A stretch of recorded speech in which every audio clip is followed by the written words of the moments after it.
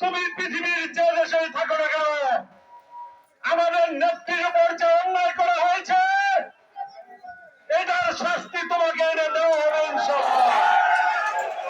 ছাত্র জনতার উপর যে গুলি বর্ষণ করে হাজার হাজার ছাত্র জনতাকে হত্যা করেছ, এর বিচার তোমাকে করতে হবে। এই দেশের জনগণ তোমাকে আর ছাড়বে না। আজকে তোমার পালিয়ে যেতে হয়।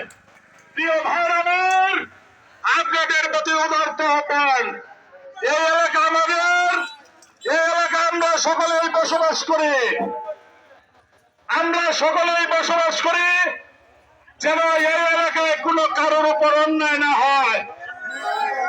কারোর উপর অন্যায় করতে রাজি না আমাদের নেত্রী, আমাদের নেতা বলে দিয়েছেন।